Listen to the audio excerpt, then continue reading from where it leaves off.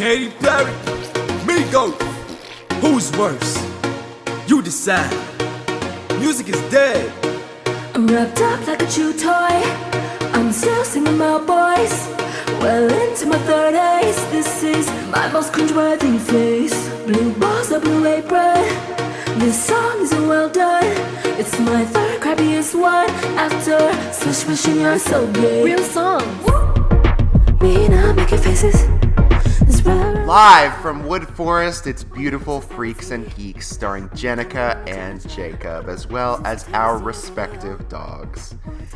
Today, we are going to watch one episode of a docuseries on Amazon Prime about the life of Hugh Hefner.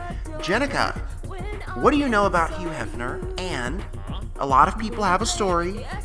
It's mostly boys, but sometimes girls too, that they were walking in the woods one day. I don't know why it's always the woods, but apparently it is often the woods. And they come across a magazine with naked people in it, or they are snooping in their uncle's stash and they find it, or their dad had some. Had you ever encountered one of these adult magazines? And at what age did you find it? I did not encounter, but I do have a picture of my dad in the army, and he has the Playboy playmate, like open. And you've never seen a Playboy, like in person? Never seen one in person. Wow, okay. I did, well, I have a small collection. But I never, as well as One Play Girl, and some others. I have Penthouse Hustler, Penthouse Letters, and some other ones that are lesser famous, whatever. But I've never found it in the woods, didn't really go in the woods. My dad definitely did not have stuff like that, so I really didn't encounter it as a child. I was a puritanical little munchkin, because like when I was 12 or whatever, and The Girls Next Door was a really popular show, I was in that stage of my life where I just wanted to please my parents. And, you know, we've talked on this podcast, I wasn't even allowed to watch MTV. So I was like, this show's horrible. This is inappropriate. These girls are blah, blah, blah, blah, blah. I was all like that at 12, you know, just whatever. And obviously, you know, anytime I saw a girl show any interest in Playboy, I was like, blah, blah, blah, you know, because I was just trying to make my parents happy or whatever, and that clearly didn't work. I didn't really have that experience either until I was an adult. So, and then I became much more interested in the adult industry, and there was this wonderful sex shop called Comfort Zone, but it was in College Park, Maryland, and they had this great section downstairs where you have all these old magazines, and it was really cool, and I had some. But Playboy's a really great magazine. I'm actually reading the archive, and I'm in 1954, so I'm still at the beginning. But I really like the magazine.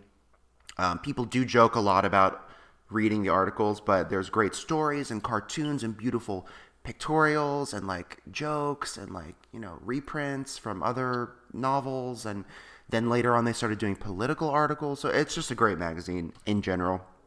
That's pretty cool. I did have the last issue from 2020. I didn't know it at the time, but I bought it, and it turned out to be the last one. And I was like, wow, that's kind of cool. I have the last one. And then they did another one. And I'm like, seriously? I could have had the last one, and then you had to do another one. But yeah, so they print it sometimes. I guess there's a magazine right now. I don't know. Anyway, so we're going to watch this. We're not going to watch the whole docuseries because there's many, many episodes. But this is an interesting time because it is in between the beginning and the fall of Playboy. Because this episode will be focusing on the 1970s when things were changing, obscenity laws were changing. There was new competition in the marketplace. And they were doing things that Playboy wasn't doing. So we're going to see how they deal with this. Okay? Yes. Okay. That is actually going to be interesting. Yes, I think it will be very informative because neither of us were living at this time, so we weren't there. I know, right? But Playboy was keeping up. Okay, that's scary. It was times. Yeah. Articles on politics, race, and social justice. Readership continued to boom. And by the end of the 1960s, 1 in 4 college men subscribe to Playboy. Wow, that's a lot. Playboy Could you be a jive turkey? shows that at the end of the day, Jacob, A what? still about a having jive turkey. I don't even know what that is. Like, are you like cool? Am I cool? No, I'm like the opposite. That's what I'm saying, jive. Yeah, I'm aggressively unpopular. its first You couldn't hear it because we just saw it, but Playboy Enterprises is involved with the production of this, so I'm guessing they're not going to put in any of the bad parts. Oh, okay. Well, see, my bad. Maybe you would not be a jive turkey. A jive turkey means someone who is talking nonsense and acting foolish. Or do you act like No, that sounds like me. ambitious. Jeff came to me one day, and he said he needed a private aircraft. Did he really need a private aircraft, though? Does anyone need a private aircraft? He said the plane No, should be painted. that's him when he was young. What year was this? Gutted it and retrofitted it. I don't know if they told us what year he bought the plane. You have to remember, back in the day like this, they didn't really have a lot of regulations. Oh, yeah, and especially, like, you know, even today, if you're wealthy and famous, the regulations don't really apply to you. I feel like he had millions of women for some reason. For some reason, my mind auto-filled what you were going to say. And what I thought you were going to say was he probably has millions of STDs. Oh, most likely. How old was she again? I don't think they told us. God, they haven't told us shit. Most men, he put me on a pedestal and worshipped me. I hadn't been around anybody who was that affectionate. See, I wouldn't like that. Wanted That's too me much. so badly. But you also need your own space. Yes, Like, they look cute together. they do. Absolutely adorable. They do, Very yes. cute. Minecraft the movie. That's retarded. That it was, I thought, the first time I'd really been in love. In my early 40s. He was in his early 40s? Oh my god! You're like, oh my god, that's me! That's why I did it.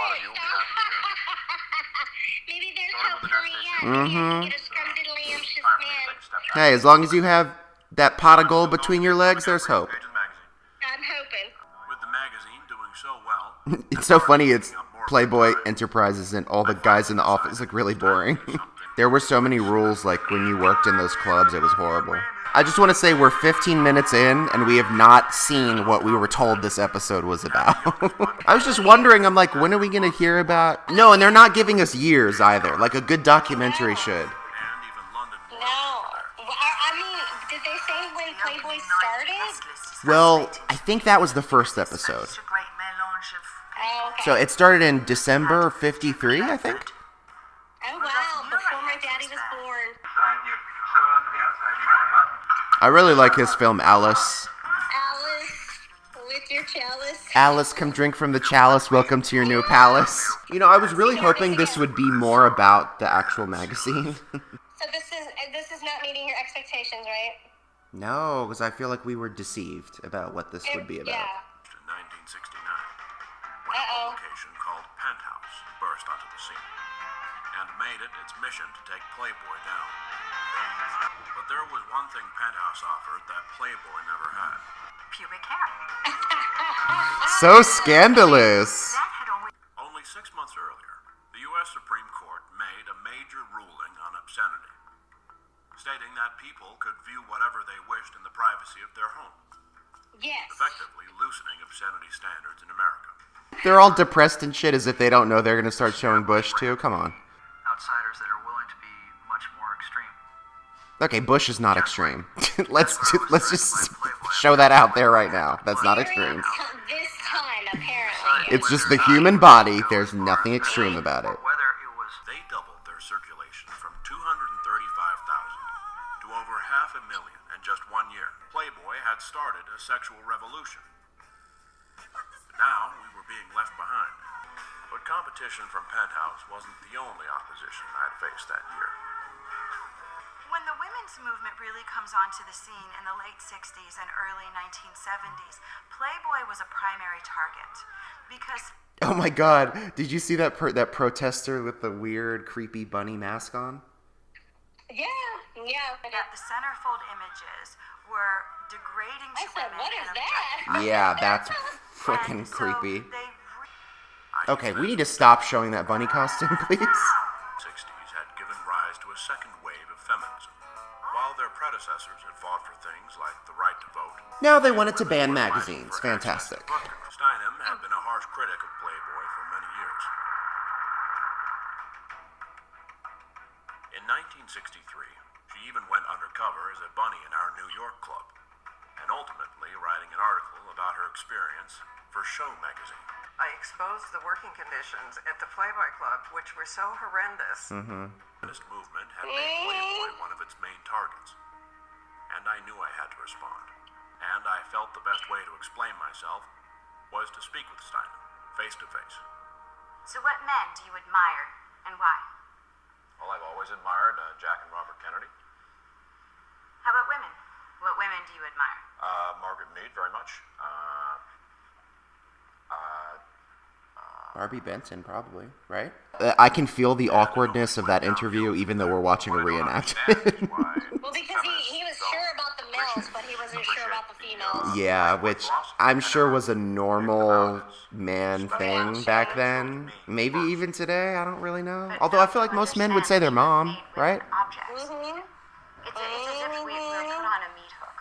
And according to Playboy philosophy, women are useless with age. Oh, wait a second. A meat hook? Okay, that's not the you're not reading the same magazine as me. There's probably a magazine for that, but it's not Playboy. Women and the attractive. He thought he was doing a great job for women, saying that good girls like sex, saying that women should have charge of their own sex lives, being in favor of abortion, placing women in jobs. My dad was carving out a road for men and women to say we like sex. And he was doing it from the male point of view. While I had tried to smooth over Playboy's relationship with the movement, it seemed I had just made the situation worse. I feel like he maybe shouldn't have done that interview. I don't know, because I feel like you're only going to lose from that, because she already is against what you're doing, you know? He stuttered and fumbled with the whole... Yeah, you probably should have prepared for an interview. Yeah. You know? Prepared. He probably just was like, I'm on top of the world, I'm super famous, and everyone loves me, and I don't need to prepare for this, but that was... They oppress us as women. Playboy oppresses you? Oppressor has built an empire based on oppressing women.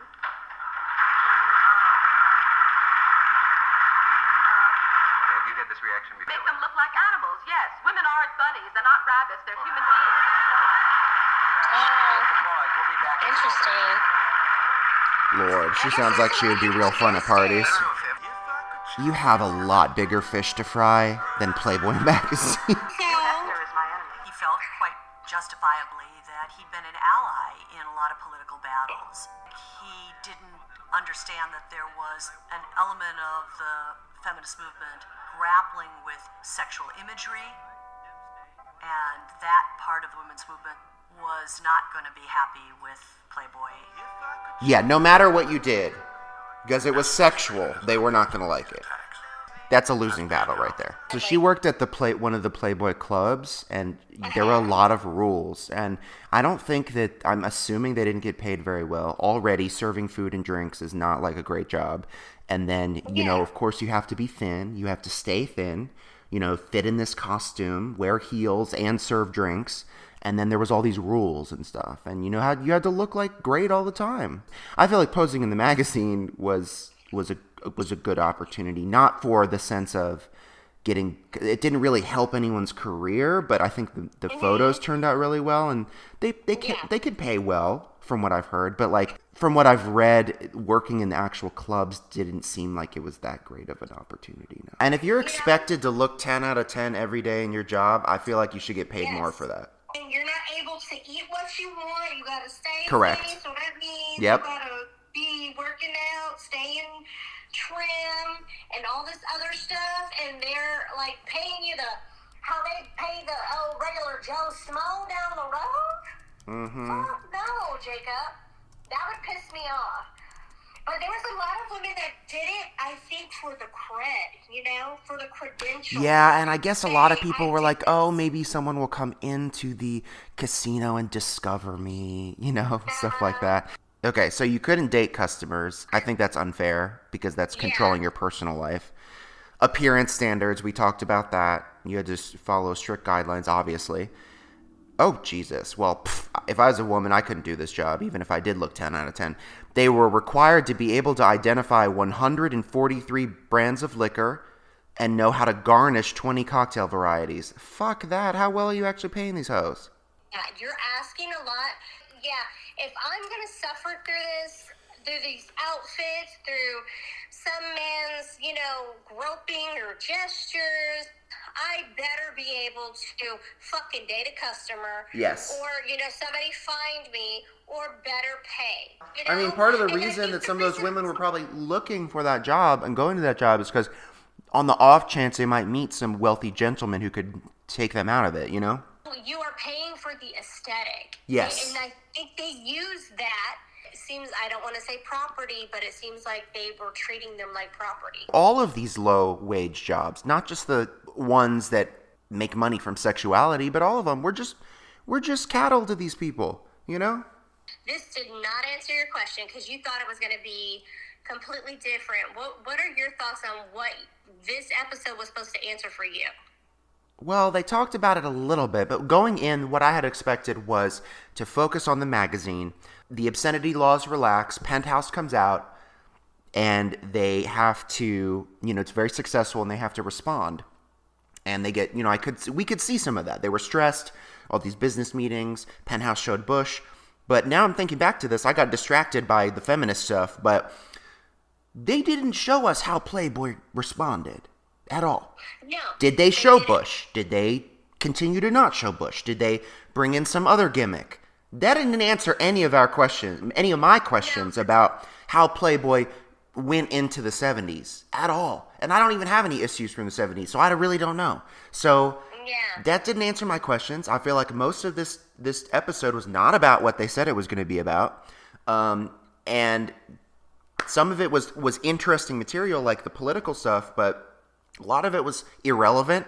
Like, for me, I did not need to know. I did not need to hear 15 minutes about his plane. Okay? I really could not care less about his private plane. They weren't giving us specific dates or times. No. No ages of the individuals, because you know what? They could have been underage, now that I'm thinking about it. Yeah. I mean, back then, things were pretty loosey-goosey. What did you think of it? So those are my criticisms of this. And for that reason, I'm not interested in watching the rest of I will not be watching the rest of this series. But what did you think of it? They kept doing repetitive, showing of the plane and... not as bad as Dirty Talk, though. You told me it came out in 1953. It was risque still back then, and the 60s still slightly risque. I don't know if finally that the women got fed up with this shit and were just like, in the 70s, we're gonna fucking protest. It just goes to show you, as well as the porn industry, how women are usually treated. Sometimes they're not listened to. Sometimes they're ignored. Sometimes they're just and that's in any workplace. And that's the point of it. I think that's my response to this kind of feminist and religious fundamentalist argument against sexual work is the same mechanics are at play at all jobs. Unless you're the owner of the business or the manager or whatever, you're not in control. You're selling your time for money. I don't see it as different just because sex is involved. I don't see it as different either, but it does take... I feel like sometimes in the sex industry or people who are doing, the nudie magazines and all the stress and stuff, I think it does take a toll on the individual. And it can take a toll yes, because there's so much stigma against somebody who does that. And then, there's a lot of other extraneous issues like, are you going to tell your parents? Or are you going to wait for them to find out? Or, what does your partner think of it? Are they going to try and force you to quit? Are people going to judge you in the future? Maybe you won't have less options for a partner in the future, and maybe jobs are going to discriminate against you. So there's so many extraneous issues that if you've been involved in the sex industry, society will discriminate against you. With anybody who's doing sex work, I would not do that, because even if I had a body, I personally believe in energy exchange, and you can have energy exchange during sex, and that's basically one of the most powerful energies you can exchange. I don't think it's good, but hey, To each their own. That is their decision. If they are happy, they are not being abused, they are not being, sucked dry and having all these issues about like being raped by, Ron Jeremy. They can fucking rape that girl. Yeah. Oh my god. So you think it's like it's bad because of the amount of partners? I believe in the woo-woo stuff. And the woo-woo stuff means you can take on other people's negative energy, anything to that extent. I believe that too many sexual partners that have that kind of they maybe are addicted to sex. It's too much. Like sometimes after a while, that's why you see some females who get out. You told me, right, Jacob? They get out of the industry earlier than men because it feels like they're done and dried up. No offense. That's true. Well, and also like it's the economics of it too. Like unfortunately, a lot of it's changed since the early 2000s, but because there was the whole MILF revolution or whatever you want to call it, like but the revolution. But before, like, let's say before 2000, like there were not a lot of guys who were willing to admit that they found older women sexy. I mean, now they don't fucking care. Now they don't care. Now all bets are off. But like back in the day when we were growing up, it was like you're young or you're unfuckable. Oh yeah, but that was the guys who just wanted younger women. I think all the time younger. All the time younger. Now it completely reversed.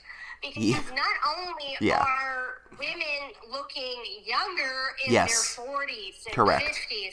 And I don't know why this is, but for some reason at the turn of the millennium, the stigma among men of liking older women has gone pretty much away. Like back in the day, if you told your friends, oh my God, there's this really hot woman in her 50s that I want to bang or whatever, they would have been like, what? You want to have sex with this old cow? Now in the MILF era, it's like you can use that phrase MILF, and they're like, like the stigma has lessened. But here's the thing: I don't know if you have any ideas on this. Why do you think that changed? Because I have no idea. I don't know either. Because you remember I took myself out of the game a long time ago because I've been single. It's not me. I know it's not me. There's nothing wrong with me. I took myself out of the game because I wanted to raise my daughter because there's too many instances of men singling out single females that have children that can rape them. Rape not only little girls but boys too. It's disgusting. They do. They like to. But I was wanting to make sure I didn't bring in multiple individuals into my life. And having my daughter see that. That's not healthy at all. But it's not. Me, I agree with that. Now they're just like, come here, guild for... and I'm glad you brought this up. I haven't seen a lot of people talking about this, something you said before, the guilt thing. But I feel like, people are maybe in the past 15 years... the millennial era, whatever you want to call it. My generation, are you in my generation or are you the one before? I don't know. If we're going to act like they're real, like, are you in millennial or what? I'd say, I'm a millennial, but I mean... You're like older millennial? Yeah, so in our generation, I will include you then, overall, we've made a lot of strides with sex positivity, with respecting people's sexual choices, with openness. But on the other hand, if I am to criticize this era, people are very sensitive. They have very specific ideas of what is right and what is wrong, and political correctness is very much in effect. And millennials love to police each other. And I feel like we are actually kind of swinging backwards a bit, because you will talk to some of these people in our age group and they will talk or hear about an older woman be with a younger man. You go, girl. But if you talk about an older man being with a younger woman, and I'm not talking illegal here, I'm talking like 18, 20 or whatever, they will get a completely different response because they say it's exploitative. They say it's creepy. They say this and that. So we have not embodied a like we were seeing the protesters on this documentary. Equality is not really a value, in my opinion, of the millennials, because that's not equal. We're very accepting as a generation of some things, but other things that used to be accepted, we're very not accepting. So I feel like things are changing rapidly. It really is like a case. I tell everybody it's a case-by-case basis. And frankly, that's not for anyone else to decide except the people involved. Exactly. Yeah, there's women that I think I remember in a different country. I saw a lady that was in her 70s. She got pregnant in her 70s. Yeah, so it does happen. I wouldn't want to watch the whole series either because it was very disappointing. Yeah, I think it kind of seemed like it was a hagiography, like meaning it did address controversies, don't get me wrong, but it was produced with Playboy, so it's like they're not going to really cover the really dark spots. Like, it just felt like they were kind of showing off and trying to make everything look good for the most part. Yeah. I don't think they would divulge the worst parts either. So I'm going to give this I don't know. What are you going to give this? This feels kind of mean. This feels so mean, but I'm going to say C. Because I don't like deception. So, you know what? I'm gonna bump it down. I said B negative, so being a C is not bad. I agree. I want it to be a C. Yeah, that wasn't that great, but thank you so much for joining me as normal, Jenica. And we don't know what we're bringing you next time. Do you have a smash or pass for this? I'm going to say pass on Sammy Davis Jr., who was in there. Not as a condemnation of Sammy Davis Jr., but like, he's just not my style. Gonna say, you know what? Let's just go smash Hugh Hefner's son. I don't know. Cooper. He has a son? He was interviewed.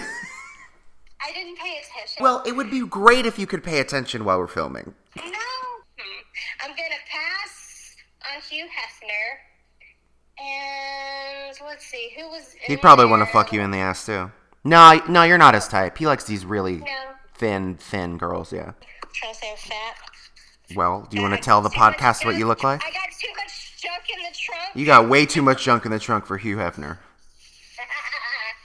We didn't really see any good-looking men, really. So I'm just gonna not smash anybody. Celibacy for you. And do you have any last words?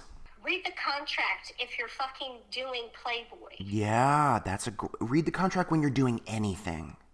That's correct, because you want to get the maximum of benefits. Because fuck that shit. If I'm starving myself, looking like a hot piece, and I was told I couldn't get me a side piece that came in looking fine as fuck. Yeah, fuck that. Come on, you're gonna try to control the life of your employees? Like, screw you. Shit, that just pissed me off when you said that. My last words are bunny costumes, because I also saw this in one of the 50s issues. Like, at the back, they dressed this girl in a creepy bunny costume with the boobs cut out. And I was like, that is the creepiest. Yeah, I took a picture of it. Let me send it to you. Let me see. That looks scary. Yeah, But so... does it look like real bunny ears? Why does it look like gremlin ears? Exactly, it looks like a monster. Yeah, so my last words are, bunny costumes are scary. And bye.